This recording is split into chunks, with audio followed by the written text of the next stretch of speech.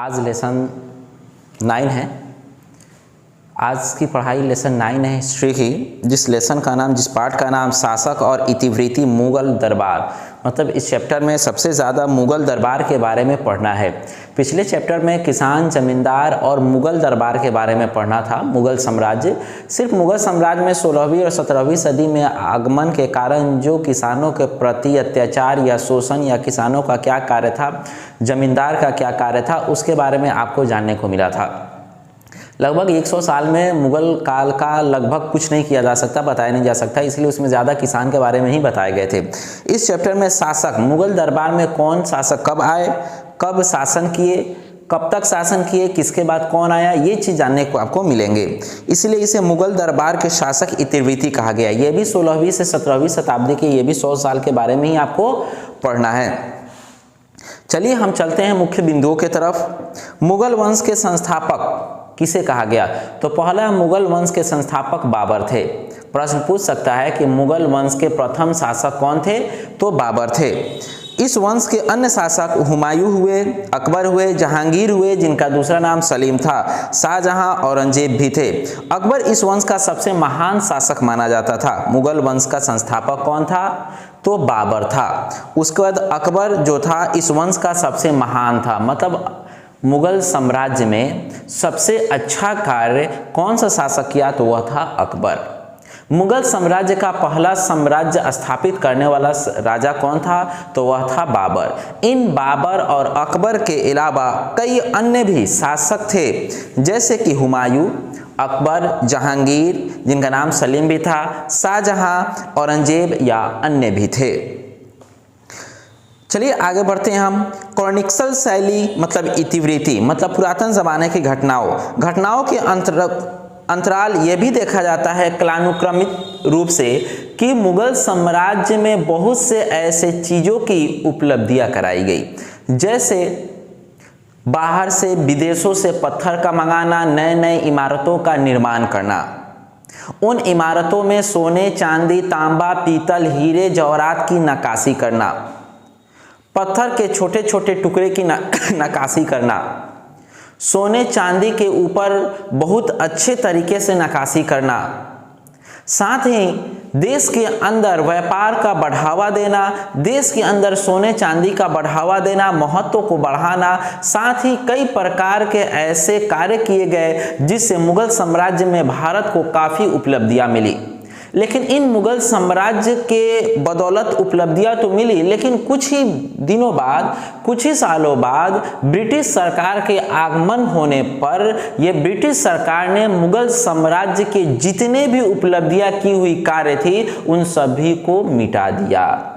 उन सभी जगहों से जहां बड़े बड़े इमारतों में सोने, चांदी, हीरे, जवाहरात जड़े गए थे, उन्हें सभी को चाकू के जरिए या नोकीले कीले के जरिए उसे खोद खोद करके बाहर अपने देशों में ले गए, जिसके कारण भारत की विशाल काय निर्माण की गई इमारतें खोखले पड़ गए और कुछ इमारतें ढहने भी लगे, जिसके वजह से ब्रिटिश सरकार ने उसे ना ही मरम्मत कराया और ना ही उसे आगे बढ़ाने का प्रयत्न किया, जिससे जो भारत का पुरातन धरोहर था वह ज्यों का त्यों ही रह गया। कुछ मिट गया, कुछ ध्वस्त हो रहा है और कुछ ध्वस्त हो चुका है। कुछ ऐसे हैं जो ज्यों के त्यों आज भी है, पर उसमें की जो नक्काशी की हुई पत्थर है उस पर या तो धूल मिट्टी कण बैठ गए हैं, या जो भी सोने चांदी की नक्काशी की गई थी ब्रिटिश सरकार या तो निकाल चुकी है या सरकार उसे बंद करके लोगों को नजरबंद रखी हुई है ताकि दूसरे लोगों को नजर ना आए। ये सारे घटनाएं जो थी ये इतिवृत्ति मतलब पुरातन जमाने की थी। मुगल दरबारी इतिहास फारसी भाषा में लिखे गए थे। मुगल दरबारी ने इतिहास, मुगल दरबार के इतिहास किस भाषा में लिखे गए थे? तो फारसी भाषा में लिखे गए थे। मुगल दरबार की इतिहास किस भाषा में लिखी गई थी? तो वह था फारसी भाषा। नस्तकालिक अकबर की पसंदीदा लेखक शैली थी। अकबर ने एक बहुत अच्छी लेखक शैली को तैयार किया था जिसका नाम नस्तकालिक थी। इतिहासकार अबू फजल ने चित्रकारी को एक जादुई कला के रूप में वर्णन किया। किस इतिहासकार ने, किस यात्री ने यह बताया कि चित्र जो है एक बहुत अच्छी जादुई कला है? तो वह थे अब्दुल फजल, जिन्होंने अकबरनामा या आईने अकबरी की रचना की। वही व्यक्ति ने, वही इतिहासकार ने यह भी बताया कि जो व्यक्ति चित्र का नक्काशी करता है वह जादुई कला जानता है, जो जादू के कला से वह चित्र की नक्काशी कर सकता है। 1784 ईस्वी में विलियम जोन्स के द्वारा कलकत्ता में एशियाटिक सोसाइटी ऑफ बंगाल की स्थापना की गई थी। कह रहा है कलकत्ता की एशियाटिक सोसाइटी ऑफ बंगाल की स्थापना किसके द्वारा हुआ? तो विलियम जोन्स के द्वारा। यह विलियम जोन्स ने कब इसकी स्थापना की? तो 1784 ईस्वी में की हुई थी। जिनका उद्देश्य क्या था इसकी स्थापना करने का? तो भारतीय पांडुलिपियों को संपादन और प्रकाशन का अनुवाद करना। जो भारत के अंदर में जिस भाषा में लिखी जाती थी, वह संस्कृत हो, हिंदी हो, अरबी हो या फारसी हो, उसको अनुवाद करके दूसरे भाषाओं में लिखी जाए ताकि दूसरे देश और विदेश के लोग भी इस इतिहास को जान सके, भारत के कलाकृति को जान सके, भारत के इतिहास को जान सके, मुगल साम्राज्य के इतिहास को जान सके। इसलिए उन्होंने, जिनका नाम विलियम जोन्स था, उन्होंने 1784 ईस्वी में एक ऐसी पांडुलिपि की स्थापना की जिससे यह पता चलता था कि भारत के लिपि को अनुवाद भी किया जा सकता है। हरम शब्द क्या है? हरम शब्द फारसी से निकला है। हरम शब्द फारसी से निकला है जिसका तात्पर्य है पवित्र स्थान। जैसे मंदिर, मस्जिद, गुरुद्वारा, चर्च या मजार या किसी भी ऐसे स्थान जिसे पूजनीय माना जाता है, वैसे स्थान को हम हरम कहते हैं। वह एक पवित्र स्थल होता है। जैसे कि आप हिंदू धर्म में या मुस्लिम धर्म में उनके पवित्र स्थल मंदिर को या मस्जिद को कहते हैं, उन जगहों को हम हरम कह सकते हैं। जहां पवित्र स्थान हो उस स्थान को हम हरम कहते हैं। हरम एक फारसी शब्द है, वैसे हरम उसे कहा जाता है जो एक पवित्र स्थान हो। दरबारी इतिहास लेखन की परंपरा है। दरबारी जो है, हर इतिहास के अनुसार दरबारी हर साम्राज्य में राजा के समृद्ध के सामने खड़े रहते हैं या बैठे रहते हैं, राजा के कार्यों में सहयोग करते हैं। कुछ सलाह देने वाले होते हैं, कुछ कविकार कवि सुनाने वाले होते हैं, कुछ पंडित ब्राह्मण होते हैं जो यज्ञ पूजा पाठ के नेतृत्व बताते हैं, कुछ ऐसे होते हैं जो नाच गाना वैज्ञानिक तौर तरीकों के बारे में भी बताते हैं। इस तरीके से दरबारी इतिहास लेखन की परंपरा मुगल शासकों के प्रारंभ में है। दरबारी इतिहासकारों की नियुक्ति करती है। दरबार में बैठे साम्राज्य अपने साम्राज्य के अंदर एक लेखक को तैयार करते हैं। उस लेखक का काम होता है राजा के किए गए कार्य को एक पुस्तक या एक कॉपी या किसी भी एक लेखा पत्र में लिखना, ताकि किस सन में कौन से राजा आया, उसने किस किस कार्य को किया, किस साम्राज्य को जीता, किससे हारा, उसने अपने राज्य को खुशहाल रखा या नहीं रखा, उसके साम्राज्य में आपदा आई या विपदा आई या खुशहाली आई, इन सारे चीजों का लेखा जोखा रखने वाले को हम लेखक कहते हैं। तो हर साम्राज्य में एक व्यक्ति को लेखक रखा जाता है ताकि वह साम्राज्य की गतिविधियों का लेखन कर सके, ताकि आने वाले भविष्य में यह पता चल सके कि किस साम्राज्य ने कितने सालों तक अपने राज्य पर शासन किया, उस राज्य में किस चीज की कमी हुई और किस तरीके से वह अपने साम्राज्य को चलाया। इसलिए इतिहासकार का होना एकदम अनिवार्य है। दरबारी इतिहासकारों के द्वारा लिखे गए इतिवृत्तियों को शाही विचारधाराओं की झलक भी मिलती है। वह शाही मतलब राजा के परिवार में होने वाले कार्य और कर्तव्य के बारे में भी इतिहास के रूप में लिखा जाता है कि राजा के कितने पुत्र और पुत्रियां थी, राजा ने कितने विवाह किया था, उस विवाह करने से उनकी स्त्री से कितने संतान पैदा हुए थे, उनके कौन से बेटे ने दोबारा राजगद्दी हासिल किया, पिता के राजा के मर जाने के बाद बड़ा बेटा, मझोला बेटा, छोटा बेटा, किस बेटा ने राजगद्दी पे आया, या हो सकता है किसी राजा का बेटा ही नहीं हो तो बेटी क्या राजगद्दी पे आई या दामाद राजगद्दी पे आते। ये सब राजशाही होता है जो राजघराने के अंदर में होने वाली घटनाएं, अच्छी या बुरी, सारी घटनाओं को लिखने वाले को भी हम लेखक कहते हैं। अकबर के काल में महाभारत का फारसी अनुवाद रजनामा और का नाम दिया गया था। अकबर के काल में महाभारत को अनुवाद किया गया था और महाभारत को अनुवाद करने पर महाभारत का दूसरा नाम रज़्मनामा रखा गया था। फिर से सुनिए कि महाभारत अकबर के काल में अनुवाद किया गया, मतलब महाभारत संस्कृत में लिखी गई थी, उसको फारसी में लिखा गया। फारसी में लिखने के बाद उस महाभारत को फारसी शब्दों में रज़्मनामा के नाम से जाना जाता है। इस पुस्तक को ये भी कहा जाता है कि युद्धों का पुस्तक। महाभारत में ऐसे भी सबसे ज़्यादा लगभग 80% सिर्फ लड़ाई युद्ध के क्रांतिकारी के बारे में ही लिखा गया है। इसीलिए फारसी भाषा में जब महाभारत को फारसी में अनुवाद किया गया तो अनुवाद करने के बाद महाभारत को फारसी नाम दिया गया रज़्मनामा, या दूसरे रूपों में कह सकते युद्ध की पुस्तक का नाम दिया गया। मुगल साम्राज्य में पांडुलिपि की रचना के किताब खाना के स्थान पर भी की गई। कह रहा है कि मुगल काल में जहाँ पे किताब खाना, लाइब्रेरी या लाइब्रेरियन, या जहाँ पे पुस्तकालय रखी जाती थी, वहीं पे महाभारत को अनुवाद किया गया था, जिसे रज़्मनामा नाम दिया गया था। वैसे जगहों को किताब खाना कहा जाता है जहाँ पे अनुवाद की जाती है। इस तरीके से पांडुलिपियों के लेखन के संबंधी कार्य करने वाले को संपादक भी कहा जाता है। संपादक उसे कहा जाता है जब किसी भी वस्तु को देख करके उसका हूबहू नकल करे या टाइपिंग करे, या उसका हूबहू जहाँ पे दूसरे शब्दों का अनुवाद करे। पांडुलिपि के लेखन संबंधी तो उसे संपादक कहते हैं। संपादक किसे कहते हैं? किसी भी दूसरे शब्दों को अपने भाषा में अनुवाद करना, या अनुवाद करने के बाद वैसी भाषाएं का उच्चारण करना जो पहले नहीं था। जैसे कि महाभारत संस्कृत में लिखित थी, बाद में उसे फारसी, अकबर के ज़माने में उसे फारसी शब्दों में अनुवाद किया गया। जब अनुवाद होने के बाद महाभारत को फारसी में रज़्मनामा के जान से या युद्धों के पुस्तक के नाम से जाना गया। उसको लिखने वाला को संपादक या इतिहासकार या लेखक भी कहा जाता है। लेखक भी कहा जाता है। दरबारी इतिहासकारों के चित्रकारों द्वारा मुगल सम्राट पर ईश्वर की दैवीय प्रकाश का निरूपण कर अपने रचनाओं को किया गया। दरबारी इतिहासकारों को या चित्रकारों द्वारा मुगल सम्राटों को चित्र बनाने पर लोगों ने कहा कि यह एक दैवी शक्ति है जो ईश्वर के द्वारा प्रदान की गई है। सभी को चित्र बनाने की कला नहीं आती, इसीलिए इसे दैवी शक्ति या जादू का कला भी कहा गया।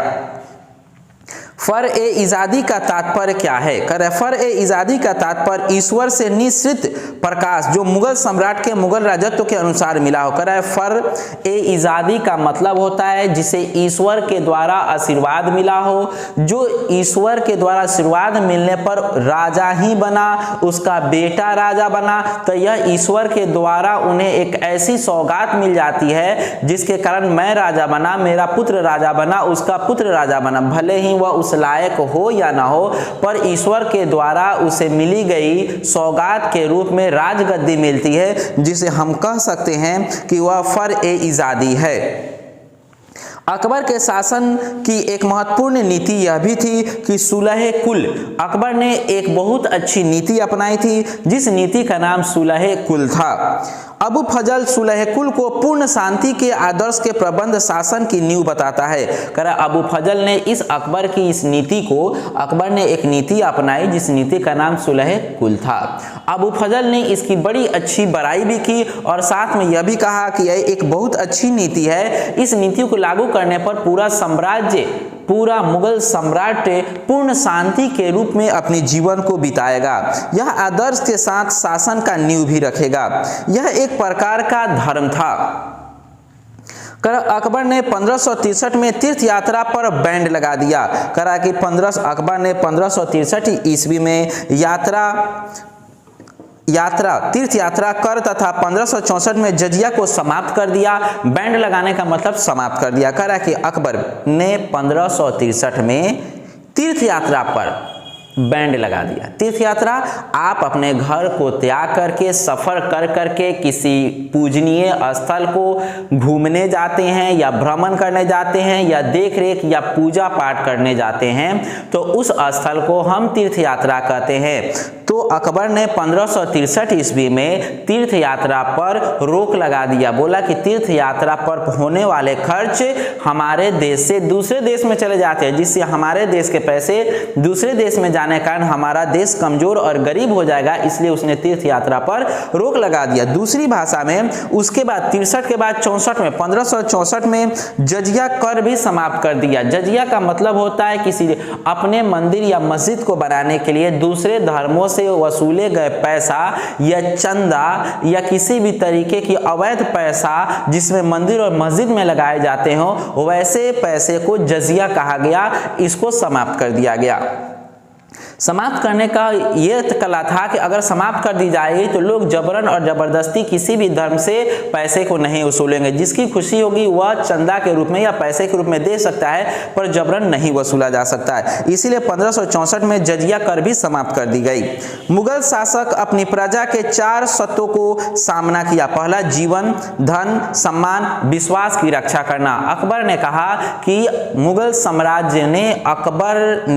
साम्राज्य में 4 सिद्धांतों को लागू किया। पहला, जीवन, आप अपने जीवन को सुखमय बिताएं, आप अपने जीवन को खुशहाल बिताएं। दूसरा, धन का अर्जन करें जिससे आपका परिवार और आपका राज्य दोनों सुखी रहेगा। सम्मान, आप अपने आप को सम्मान दिलाएं ताकि आप अच्छे कार्य पर निर्भर होंगे। अगर आप अच्छे कार्य पर निर्भर होंगे तो निश्चित है आपको सम्मान और धन दोनों की प्राप्ति होगी। उसके बाद विश्वास आता है। विश्वास, आप अपनों से, पराये से, पड़ोसी से, रिश्तेदार से या साम्राज्य में रहने वाले सारे लोगों से अच्छे व्यवहार के साथ रहे। हर कार्य को सच्चे और अच्छे मन से करें ताकि लोगों का विश्वास आप पर बना रहे। तो अकबर ने इंसान को सुलह कुल के अंदर ये कहा कि इंसान को 4 चीजों या 4 नियमों पर एकदम खड़ा उतरना चाहिए। पहला जो है वह जीवन, अपने जीवन को सुखमय बनाना, धन की प्राप्ति करना, सम्मान करना और दूसरे पर विश्वास करना। इन चारों को अगर एक सूत्र में बांधते हैं तो आप अपने साम्राज्य की रक्षा कर सकते हैं। और इसके बदले में वह आज्ञा का पालन करना, संसाधनों के हिस्से की मांग करना। संसाधन मतलब आप अपने परिवार के जमीन, जायदाद और पैसे में बंटवारा करना या मांग करना। इस प्रकार पर अबू फजल ने सामाजिक अनुबंध के रूप में परिभाषित किया कि यह एक अवैध है। मिलजुल कर रहना ही एक विश्वास और धन का अर्जन होता है। जहांगीर ने न्याय के लिए एक जंजीर लगवाई ताकि कोई भी व्यक्ति न्याय का गुहार लगा सके। जंजीर का मतलब होता है सभा।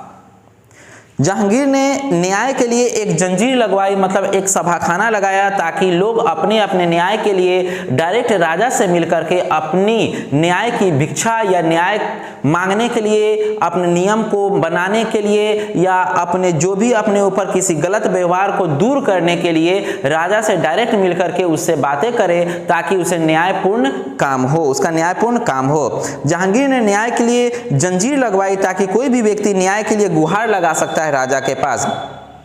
मुगल राजतंत्र में न्याय व्यवस्था इतनी उत्तम कोटि की थी कि प्रतीक रूप में चित्रों और शेर, बकरी, गाय एक साथ बैठकर दिखाया जाता था। कह जहांगीर के ज़माने में, जहांगीर जो जब साम्राज्य था, राजा था, तो उस ज़माने में न्याय की स्थिति बहुत ही अच्छी थी। जैसे कि एक ही कोटि में वह चित्र शेर का भी बनाया जाता था, बकरी का, गधा का, गाय का, बैल का, सभी एक ही कतार में बैठे होते थे। जैसे कि बड़ा जाति, छोटा जाति, उसके बाद से किसान, जमींदार, मुनीम, उसके बाद से आपको राजा के आसपास बैठने वाले मंत्री, सारे एक ही सभा में बैठते थे। कोई भी ऊंचा नीचा, छोट बड़ा, गरीब अमीर नहीं देखा जाता था। जैसे शेर बलवान होता है, बकरी उसका कमजोर होता है, तो जो एक लाइन में बैठ जाए इसका मतलब है कि साम्राज्य अच्छा से चल रहा है, ईमानदारी से चल रहा है, एक बड़ा आदमी दूसरे का सेवन नहीं कर रहा है या शोषण नहीं कर रहा है। इस व्यवस्था को उच्चतम कोटि माना गया और जहांगीर के साम्राज्य में बहुत अच्छी साम्राज्य चली। मुगल सम्राटों में धार्मिक और सामरिक आवश्यकताओं को पूर्ति की गई। मुगल सम्राट ने जहां जहां मंदिर, मस्जिद बनवाया ताकि लोगों को अपने ही देश के अंदर में किसी भी तीर्थ यात्रा का भ्रमण की जा सके, विदेश जाने की जरूरत नहीं पड़े। ऐसे पूर्ति किया, मूर्ति का विराजमान कराया, मंदिर और मजार और मस्जिद बनवाए गए तथा प्रदर्शन के लिए अलग अलग राजधानियों का चयन भी किया गया कि एक राज्य से दूसरे राजधानी में जा सकते हैं पर देश छोड़ के विदेश नहीं जा सकते हैं। मुगल शासकों के द्वारा शिष्टाचार का अभिवादन किया गया कि हर व्यक्ति अपने से बड़े या अपने से सामने वाले का सम्मान करेगा। जहांगीर और अकबर सबसे अच्छे कार्य पर उतरे। मुगल साम्राज्य में शिष्टाचार का भी अभिवादन किया गया। साथ में यह भी बताया गया कि वह अपने हैसियत के अनुसार या हैसियत वाले लोगों से परिचारक भी हो सकता है। मतलब परिचारक का मतलब मेल मिलाप भी कर सकता है, मेल मिलाप आगे बढ़ा सकता है, या मेल जोल करके वह अपने आन बान सम्मान को बढ़ा सके। कॉर्निश, सिजदा, चार तस्लीम तथा जीबोबोनिस मुगल अभिवादन के तरीके थे। कह रहा है कि मुगल साम्राज्य में किसी भी मेहमान या किसी भी नए और अन्य व्यक्ति का अभिवादन करने के लिए सर को झुका करके उनके सामने अदब से खड़ा हुआ जाता था, ताकि वह, इसका मतलब है कि हम आपका अभिवादन करते हैं, हम आपका सम्मान करते हैं, हम आपका मान रखते हैं, आप हमारे यहाँ प्रतिष्ठान करें। तो वही कह रहा है कि कॉर्निश और सिजदा, सिजदा का मतलब होता है सर को झुकाना, चार तस्लीम थी जिससे लोगों का सम्मान करने का, और जमीबोसी मतलब हाथ चूमने का, लोगों से हाथ मिलाने का, अभिवादन करने का, ये चार तरीका था। मुगल बादशाह अपने दिन की शुरुआत झरोखा दर्शन से करते थे। मतलब मुगल सम्राट अपने हॉल्स, अपने दरबार से, अपने कमरे से निकल करके खिड़की को खोल करके अपने साम्राज्य को पहले देखते थे, तभी दोबारा आकर के वह दरबार में बैठते थे। जब तक वो अपने साम्राज्य को ऊंचे किले से देखते नहीं, जब तक उनका साम्राज्य का पूर्ण स्थापना, मतलब साम्राज्य में, राज्य में आकर के या दरबारी में आकर के बैठते नहीं थे। मुगल बादशाह अपने दिन की शुरुआत झरोखा दर्शन से करते थे। इस प्रथा का उद्देश्य जान और विश्वास के रूप में शाही सत्ता की स्वीकृति कर विस्तार देना था। इसका मुख्य कार्य यह था कि हम अपने सत्ता को एक दरबार में एक एक करके नहीं देख सकते हैं, पर अपने झरोखे से, अपने किले से सभी के घर, सभी के गांव को आसानी से, छोटे ही में रूप में लेकिन अच्छे से देख सकते हैं कि मेरा साम्राज्य कितना बड़ा है, क्या हमें अपने साम्राज्य को बढ़ाना चाहिए, क्या हमारी साम्राज्य बहुत अधिक है। जिस तरीके से निर्णय लेने के लिए वह झरोखे के अनुसार देखते थे। मुगल बादशाह ने सिंहासन रोपण या वर्षगांठ, ईद, शब बरात, होली, सूर्यवर्ष, चंद्रवर्ष के अनुसार जन्मदिन, नारोजी, उत्साह, दरबार मनाने की प्रथा प्रारंभ की थी। मुगल साम्राज्य में ही पहली बार भारत के अंदर में जन्मदिन, ईद, होली, शब बरात, उसका वर्षगांठ, वर्षगांठ का मतलब जन्मदिन ही होता है या सालगिरह होता है शादी का, झरोखा या अन्य प्रकार के पर्व में हर्ष उल्लास मनाने का मुगल सम्राट में ही आगमन किया गया था कि हर पर्व में लोग खुशी मना सकते हैं, मिलजुल सकते हैं, एक लोग दूसरे लोगों को मान सम्मान से बुला सकते हैं या उनके साथ वर्षगांठ कर सकते हैं। इस तरीके से कई पर्वों के साथ नौरोजी का उत्साह भी मनाने का दरबार में प्रथा चालू किया गया। यह मुगल बादशाहों का सिंहासन रोहन के लिए भी हर्ष उल्लास करना। सिंहासन रोहन क्या है? तो राजा का पुत्र जब राज गद्दी पर बैठने जा, खिल्लत करे सम्मान का जमा। खिल्लत क्या है? तो एक सम्मान का जमा है, सम्मान को ही हम खिल्लत कहते हैं। करे खिल्लत और सरंपा, जो सर के पांव तक, सर से लेकर के पांव तक को हम सरंपा कहते हैं। मुगल बादशाह में दिए गए एक प्रमुख उपहार थे। कह रहा है खिल्लत मतलब इज्जत को फारसी भाषा में खिल्लत कहते हैं तथा सर से पांव तक को हम सरंपा कहते हैं। लोग कहते हैं ना सर से पांव तक पीटेंगे, मतलब सरंपा पर पीटेंगे, मतलब सर से पांव तक पीटेंगे। यह बादशाह के द्वारा प्रमुख उपहार थे। शाही परिवार के स्त्रियों को बेगम कहा जाता था। शाही परिवार की स्त्री को क्या कहा जाता था? बेगम कहा जाता था, जो घरेलू वित्तीय प्रशासन क्षेत्रों में भी दखल हुआ करता था। इसमें गुलबदन बेगम, नूरजहां, जहां आरा, रोशन आरा के नाम से उल्लेखनीय है। कर शाही परिवार के औरतों को बेगम कहा जाता था। वह शाही अंदाज से वह किसी भी सभा में दखल अंदाजी भी कर सकते थे। इसीलिए और उनमें से कुछ लोगों का नाम गुलबदन बेगम था, नूरजहां था, जहां आरा था और रोशन आरा था। ये उल्लेखनीय लोग थे जो सभा में दखल अंदाजी कर सकते। सभी औरतें जो थी वह बेगम ही थी, पर सभी औरतें का पूरा हक नहीं था कि वह किसी भी सभा में दखल अंदाजी दे दे। लेकिन कुछ औरतें ऐसी थीं जो दखल अंदाजी कर सकती थी। तो ये जानिए कि कौन सी औरतें दखल अंदाजी कर सकती थी? जिनका वैसा राजा जिनका पुत्र नहीं था, जिनका पुत्र नहीं था, पुत्री थी, उन पुत्री का विवाह किसी दूसरे राज्य के राजा से किया गया हो और वह राजा का ये साम्राज्य और ये साम्राज्य मिल जाने के बाद अगर वो राजा किसी गलत निर्णय को लेता है तो उस समय उसकी पत्नी जो बेगम थी वह उस सभा में दखलंदाजी करके वह न्याय और अन्याय की फैसला कर सकती थी।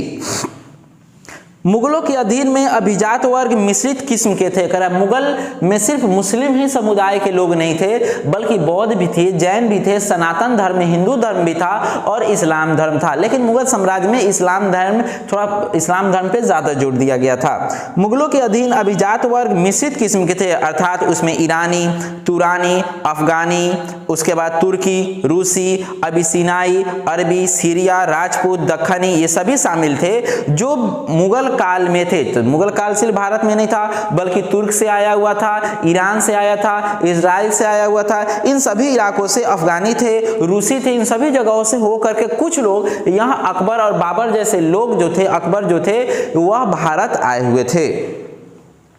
अंबेर का राजा भारमल पहला राजपूत था। अकबर जो अंबेर एक राज्य था, अंबेर का राजा मतलब अंबेर एक राज्य था, वहां का राजा जो था वह पहला व्यक्ति था जो पहली बार राजपूत घराने से होकर के राजा बना था। अकबर के शाही सेना में वह सम्मिलित भी था। पहले अकबर के शाही सेना मतलब कमांडर के रूप में वह कार्य भी किया हुआ था तथा वह अपनी पुत्री का विवाह अकबर से किया। वह जो नायक था राजपूत वह अपनी पुत्री का विवाह किससे किया? तो अकबर से किया। तो अंबेर के राजा भारमल पहला राजपूत था। जो भारमल था जो अकबर के सेना में शामिल था, उसने अपनी पुत्री का विवाह अकबर से किया हुआ था। जहांगीर के शासनकाल में ईरानियों के उच्च पद हुआ करते थे। जहांगीर के शासनकाल में जहांगीर अपने राज्य में ऊंचे ओहदे पर ईरानी लोगों को रखता था ताकि ईरानी लोग बुद्धिमान होते थे और जहांगीर ये सोचता था कि अगर हमारी सभा में बुद्धिजीव और बुद्धिमान लोग अगर विराजमान रहेंगे तो हमारी सभा अच्छी से चलेगी और हमारा साम्राज्य भी अच्छा उन्नति करेगा। जहांगीर के शासनकाल में ईरानियों को उच्च पद की प्राप्ति हुई, जैसे नूर जहां ईरानी, ये इन्हें अच्छा पद दिया गया था। मुगल अभिजात वर्ग के उनकी सेवाओं के लिए मनसब प्रदान किए गए थे। मुगल साम्राज्य में जितने भी लोग थे सभी के लिए मनसबदारी व्यवस्था, मनसब का व्यवस्था अपनाया गया था। उन लोगों के लिए जो छोटे वर्ग के थे और बड़े लोगों के द्वारा उनसे वसूला जाता था। यह भी कहा जाता है जो जात और संवार के हिसाब से होते थे, मतलब जात पात के नाम से बांटा जाता था कि ये छोटा जात है या बड़ा जात है। जात का अभिप्राय था कि शाही, जो शाही होते थे, जो राजघराने से होते थे वो बड़े ओहदे के जात होते थे, जो साम्राज्य में होते थे वो छोटे ओहदे के होते थे। अधिकारी के पद के अनुसार वेतन भी दिया जाता था। राजशाही में बड़े ओहदे पर होने वाले लोगों को अधिक पद दिया, अधिक मुनाफा, अधिक पैसा दिया जाता था, वेतन दिया जाता था। और जो छोटे तबके के कार्य करते थे उन्हें छोटे तौर पर या कम तौर पर तनख्वाह या वेतन दिया जाता था। यह भी उन्हें सूचित भी किया जाता था कि आप वेतन लीजिएगा या कपड़ा या वस्त्र या खाने पीने की सामान। कुछ लोग ऐसे थे जो सिर्फ घोड़ा का ही सेवा सत्कार करते थे। वह सालों भर घोड़ा का देखभाल करते थे ताकि युद्ध में जाने के समय घोड़ा पीछे नहीं हटे, वह बुलंद रहे, ताकतवर रहे, जिससे वह राजा या उनके सिपाहियों को नुकसान घोड़ा के जरिए न हो। ऐसे को हम अपेक्षित रूप से मनसब व्यवस्था की शुरुआत अकबर ने ही की हुई थी। मनसब की व्यवस्था की शुरुआत किसके द्वारा की गई? तो अकबर के द्वारा की गई थी। मनसबदारी व्यवस्था किसके द्वारा शुरू हुआ? तो अकबर के द्वारा शुरू किया गया था।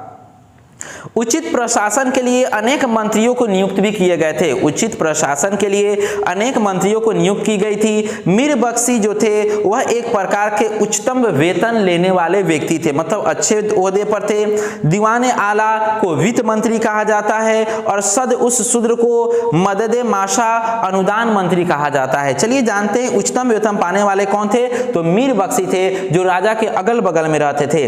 दीवान आला जो खजाने का देखभाल या साम्राज्य में कितना खजाना या आया, कब कम आया, कब ज्यादा आया, कहां से लगान कम आया या कहां से ज्यादा आया, उसका जानकारी रखने वाला। सदर उस सुदूर मदद माशा या अनुदान मंत्री, वैसा व्यक्ति जो लोगों को फंड पास करने वाला हो। जैसे मुख्यमंत्री, वह हमें हमेशा मदद करता है, कभी ये फंड लाता है, कभी वो लाता है, ताकि उस फंड का लाभकारी हम लोग हो सके। तो अनुदान मंत्री उसे कहा गया।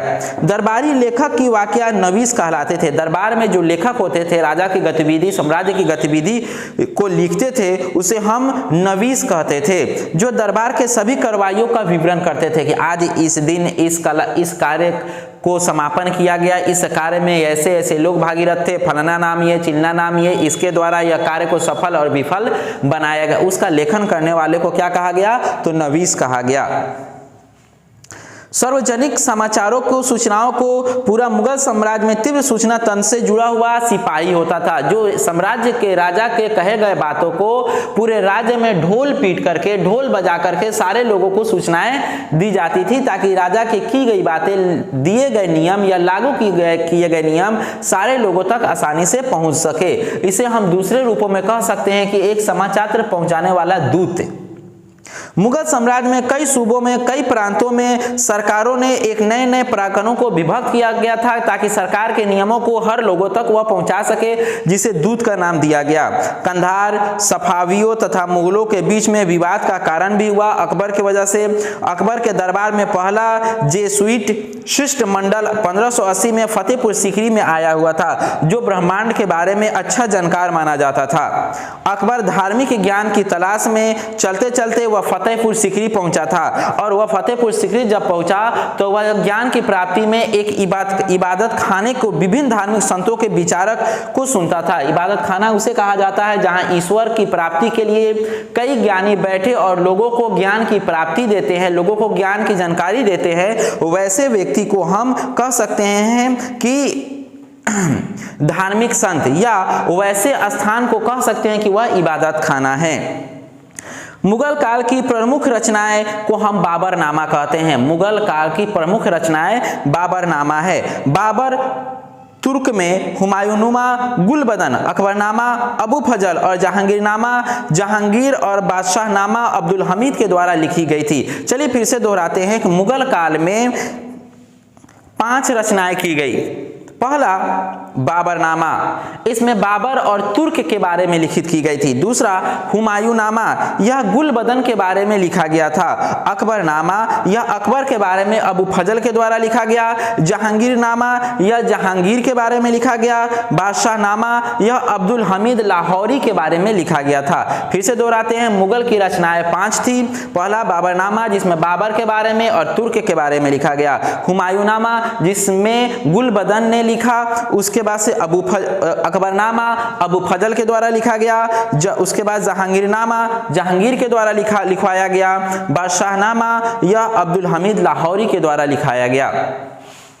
नेक्स्ट 1648 में दरबार, सेना तथा शाही खानदान को आगरा में नई शाही राजधानी शाहजहानाबाद दिल्ली चले गए। कह रहा है जब दरबार धीरे धीरे कम होने लगा तो 1648 ईस्वी में खानदान, पूरा आगरा से खानदान जो था राजशाही का, वह उठ करके दिल्ली चला गया, जिसे हम शाहजहानाबाद कहते हैं। चलिए कुछ मुख्य बिंदुओं पर ध्यान देते हैं कि शासक की इतिवृत्ति क्या है। शासक के द्वारा साम्राज्य पर हुकूमत करने की स्थिति में जितने भी घटनाएं घटित हुई, उन सारे घटनाओं को एक किताब या एक ग्रंथ में लिखित प्रमाण के रूप में जाहिर करना, उसे ही हम इतिवृत्ति कहते हैं।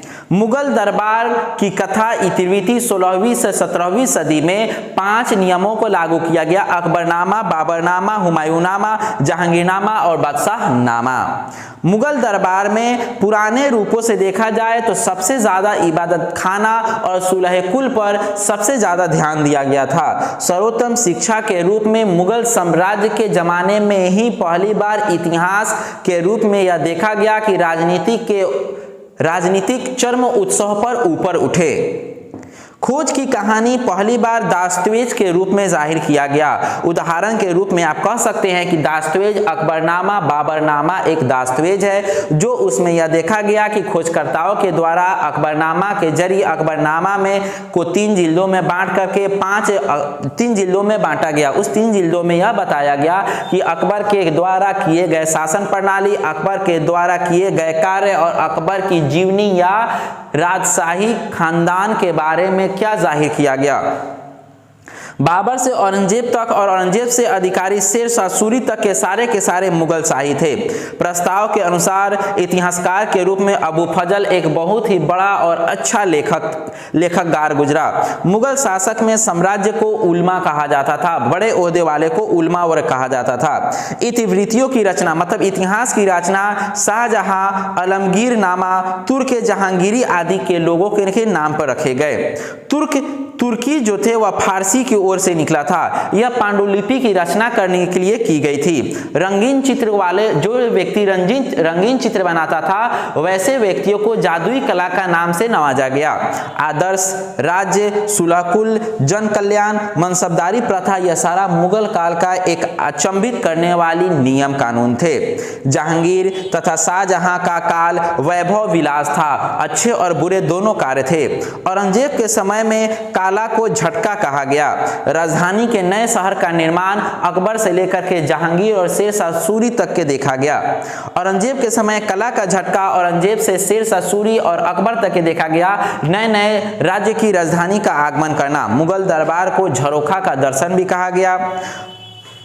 शाही परिवार किसे कहा जाता है तो राजा के खानदान या राजा के द्वारा जितने भी उनके परिवार में होने वाले सदस्य को हम राजशाही कहते हैं। सूचना तथा साम्राज्य की बातों को जनता तक पहुंचाने वाले को दूत और सूचनाकार कहते हैं। सीमा किसे कहा जाता है? एक साम्राज्य के चारों दिशाओं की बाउंड्री को सीमा रेखा कहा जाता है। तीर्थ यात्रा किसे कहा जाता है तो किसी भी धर्म स्थल व किसी भी समुदाय का हो, उस धर्म स्थल पर पूजनीय भगवान या खुदा या मजार का आकृति या स्थल बनाए गए को हम कह सकते हैं कि वह तीर्थ यात्रा घर या गुरुओं की धर्म स्थल है। मुगल वास्तविक चित्रकला को जादुई कला के नाम से नवाजा गया। मुगल कारखाने में केंद्रीय प्रशासन के नेतृत्व में चलता था। चलिए यहाँ पे यह मुगल काल 16वीं सदी से 17वीं सदी की समापन हुई।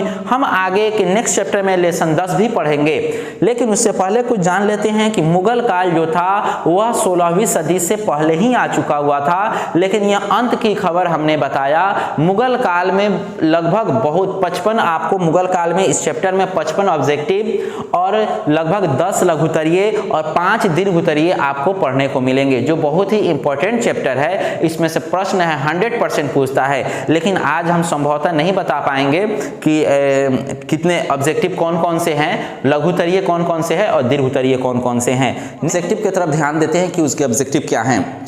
चलिए पहला ऑब्जेक्टिव है अल बिरूनी मोहम्मद गजनी के समय भारत आया था। ये तो कंफर्म हुआ कि अल बिरूनी मोहम्मद गजनी के समय भारत आया था, मतलब मोहम्मद गजनी ने अल बिरूनी को लाया था। इब्न बतूता अपनी यात्रा में वृंतत अरबी भाषा में लिखा था। इब्न बतूता अपनी यात्रा की कहानी किस भाषा में लिखा? अरबी भाषा में लिखा। ये दूसरे लेसन में भी इसको पढ़ना है। ईस्ट इंडिया कंपनी की स्थापना कब हुई? तो 16वीं सदी में। औरंगजेब ने अपने जीवन की अंतिम समय कहाँ बिताया? तो दक्षिण भारत में। औरंगजेब को जिंदा पीर के नाम से भी जाना जाता है।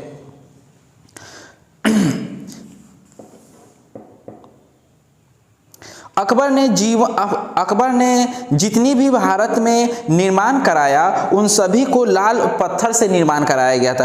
अकबर ने जितनी भी इमारत का निर्माण कराया वो सारे लाल पत्थर के बने हुए थे। तंबाकू मतलब खैनी, तंबाकू का प्रयोग सर्वप्रथम किस राजा ने किया था? तो अकबर ने किया था। जहांगीर जो अकबर का बेटा था वह तंबाकू के सेवन पर प्रतिबंध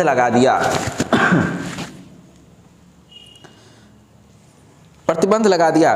तालवंडी नामक जगह में सिख धर्म के संस्थापक गुरु नानक जो थे वह देव के नाम से जाने जाते थे। गुरु नानक देव का जन्म हुआ था। तालवंडी नामक जगह पर गुरु नानक देव का जन्म हुआ था। भारत में आने वाले प्रथम यूरोपीय पुर्तगाली थे जो भारत में पहली बार व्यापार के माध्यम से भारत के अंदर प्रवेश किए। वह कौन थे? तो पुर्तगाली थे। शेर शाह सूरी के मकबरा कहाँ है? तो बिहार के सासाराम में है। शेर शाह सूरी का मकबरा कहाँ है? तो बिहार के सासाराम में है। Grand trunk road Sher Shah Suri ने आगरा से कोलकाता तक का बनवाया हुआ था। पानीपत का प्रथम युद्ध कब हुआ? तो 1526 ईस्वी में। तथा पानीपत का दूसरा युद्ध कब हुआ था? तो 1556 ईस्वी में। तीसरा युद्ध 1761 ईस्वी में हुआ था। कलकत्ता में सर्वोच्च न्यायालय की स्थापना कब की गई थी? तो 1793 में। कोलकाता के सर्वोच्च न्यायालय की स्थापना कब की गई? तो 1793 ईस्वी में। सॉरी 1773 होगा, 1793 नहीं होगा। कलकत्ता के सर्वोच्च न्यायालय की स्थापना कब हुई? तो 1773 ईस्वी में।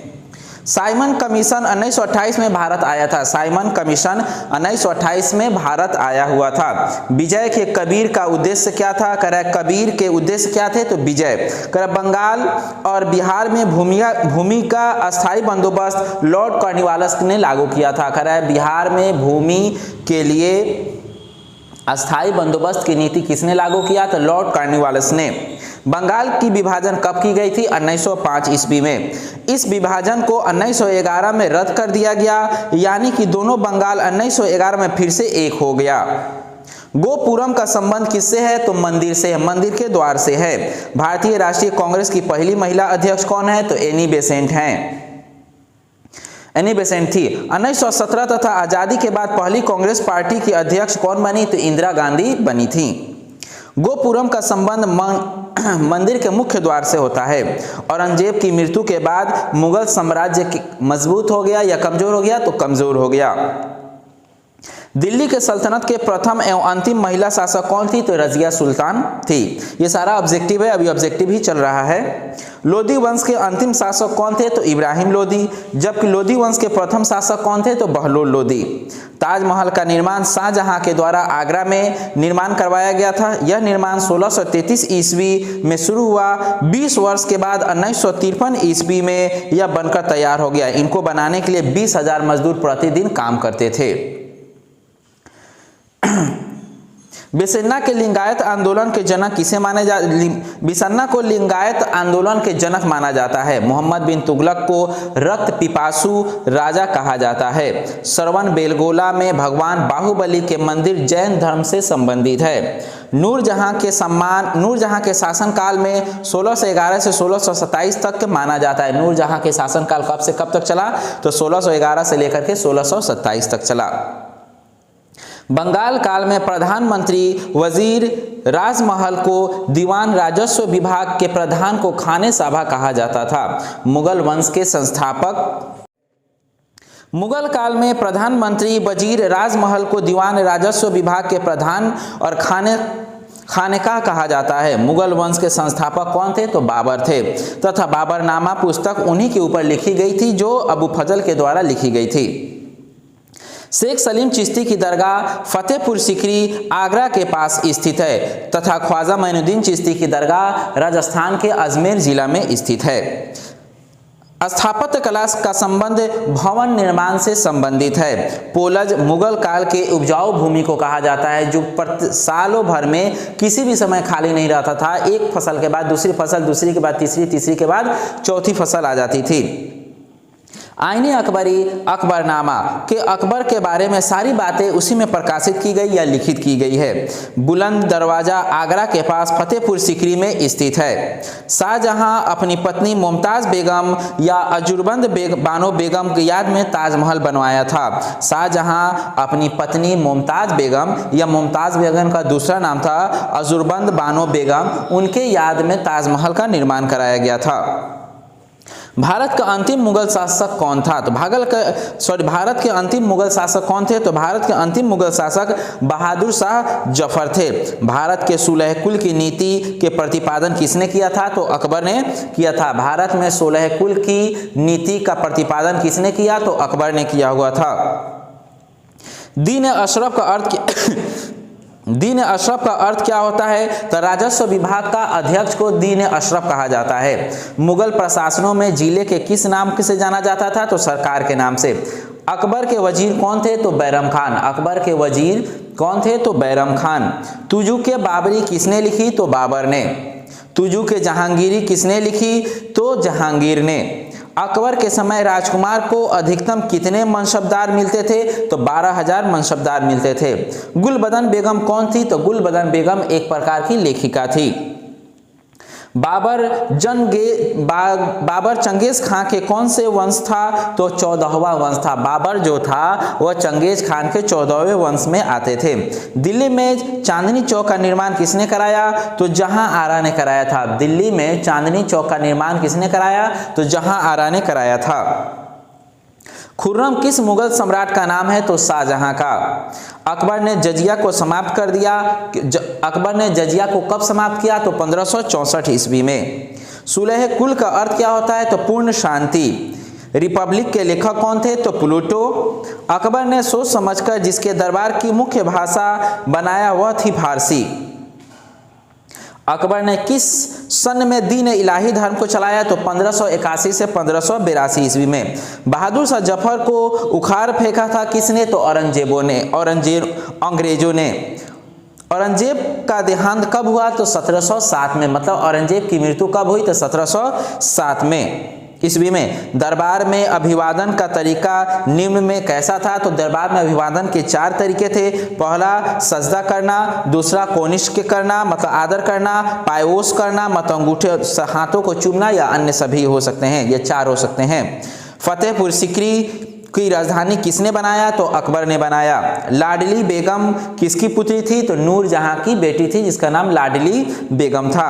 हुमायूनुमा को अंग्रेजी में अनुवाद किसने किया? तो हेनरी बेवरिज ने किया था। चलिए नेक्स्ट आगे चलते हैं हम। मुगल सम्राटों में सामान्यतः महानतम सम्राट किसे माना जाता है? तो जलालुद्दीन अकबर को माना जाता है। मुगल साम्राज्य का वास्तविक संस्थापक कौन था? तो अकबर। मुगल नामा उत्पन्न किसके द्वारा हुआ? तो मंगोल के द्वारा हुआ। दामिने ऊ को क्या था? तो एक प्रकार के भूभाग था जो जमीन का टुकड़ा था।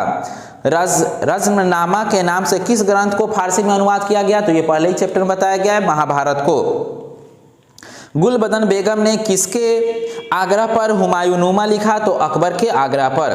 बादशाह नामा किसने लिखा? तो अब्दुल हमीद लाहौरी ने। किस प्रशासकीय सुधार के लिए शेरशाह खास तौर पर जाने जाते हैं? तो भूमि सुधार व्यवस्था के लिए। निम्नलिखित इतिहासकारों में कौन सा अकबर के समकालीन था? तो वह थे बदायूनी। ताजमहल के निर्माण किसने किया? तो शाहजहां ने।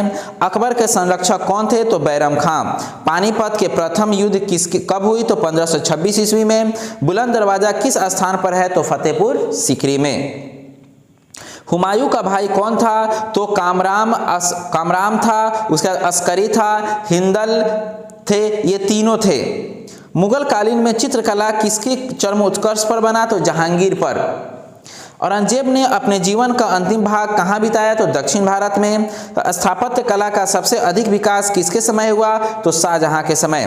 भारत का प्रथम मुगल शासक कौन था? तो बाबर था। निम्नलिखित में अकबर पर अधिकार नहीं कर सका? तो मेवाड़ ने अकबर पर अधिकार नहीं कर सका। मुगल बादशाह आलमगीर के नाम से जाने जाने वाले कौन थे? तो औरंगजेब थे। चलिए यहाँ पे आपका शॉर्ट ये ऑब्जेक्टिव प्रश्न खत्म हुआ। लगभग ऑब्जेक्टिव प्रश्नों की संख्या 87 है, मतलब 87 है। अब चलिए शॉर्ट क्वेश्चन, सिर्फ हम क्वेश्चन ही बताएंगे, आंसर नहीं बताएंगे, सिर्फ क्वेश्चन आपको व्हाट्सएप के जरिए इसका आंसर मिल जाएगा। मुगल शब्द की उत्पत्ति किस प्रकार हुई? शॉर्ट क्वेश्चन का पहला नंबर, मुगल शब्द की उत्पत्ति किस प्रकार हुई? दूसरा जो है सुलह कुल की नीति क्या थी? तीसरा औरंगजेब द्वारा जजिया पर लगाने से क्या हानि हुआ? औरंगजेब के द्वारा जजिया कर लगाने पर साम्राज्य को क्या हानि हुआ? मुगल काल में किसानों को 2 किस्म कौन थे? मुगल साम्राज्य में शाही परिवार के महिलाओं द्वारा निभाई गई भूमिका पर प्रकाश डालें। किताबखाना शब्द का अर्थ क्या है? अकबर के 9 रत्नों के नाम बताए। ये बहुत ही वीवीआई प्रश्न है, बहुत ही इंपॉर्टेंट प्रश्न है, इसलिए इसका हम आंसर बता दे रहे हैं। अकबर के 9 रत्नों के नाम ये हैं। अकबर के निम्नलिखित 9 रत्न हैं। अब्दुल खान खाना, दूसरा हाकिम इमाम, तीसरा मुल्ला दो प्याजा, चौथा अबू फजल, 5वां शेख फौजी, 6ठा तानसेन, 7वां राजा मान सिंह, 8वां जो है राजा टोडरमल और 9वां जो है वह बीरबल थे। यह बहुत ही इंपॉर्टेंट प्रश्न है। चलिए 8 नंबर लघुतरीय को हम देखते हैं। शॉर्ट क्वेश्चन, अकबर ने जजिया कर क्यों समाप्त कर दिया? कारण बताइए। 9वां नंबर क्वेश्चन है ताजमहल पर संक्षिप्त टिप्पणियां लिखे। ये सारे शॉर्ट क्वेश्चन थे, लघुतरीय प्रश्न थे 2 नंबर का। चलिए लॉन्ग प्रश्न की तरफ ध्यान देते हैं। मुगल साम्राज्य की मनसबदारी प्रथा अथवा अकबर के मनसबदारी प्रथा की विशेषताओं का वर्णन करें। 2 नंबर प्रश्न है लॉन्ग क्वेश्चन, मुगल साम्राज्य की राजस्व प्रणाली का वर्णन करें। 3rd नंबर क्वेश्चन है 3 नंबर, मुगल प्रशासन पर नोट्स लिखे। 4 नंबर है अकबर की उपलब्धियों का वर्णन करें। 5वां है मनसबदारी व्यवस्था क्या है, इसके गुण और दोष का चर्चा करें। उसके बाद 6 नंबर प्रश्न है मुगल काल में अध्ययन हेतु महत्वपूर्ण स्रोत के रूप में आईने अकबरी के 3 गुण और 3 कमियों को उल्लेख करें। 7वां नंबर हुमायूनुमा पर टिप्पणियां लिखें। उसके बाद आपको ये लेसन खत्म होती है, लेसन 9 खत्म हो गया। चलिए उम्मीद करते हैं कि ये सारे प्रश्न आपको वीवीआई और अच्छे लगेंगे और उम्मीद करते हैं कि आपको ये वीडियो अच्छा लगा होगा। सब्सक्राइब कीजिए, लाइक कीजिए, कमेंट कीजिए। जो भी प्रॉब्लम हो आप व्हाट्सएप के ज़रिए पूछ सकते हैं और आपको इसका नोट्स भी मिल सकता है अगर आप व्हाट्सएप के जरिए कांटेक्ट करते हैं तो। चलिए अलविदा लेते हैं हम।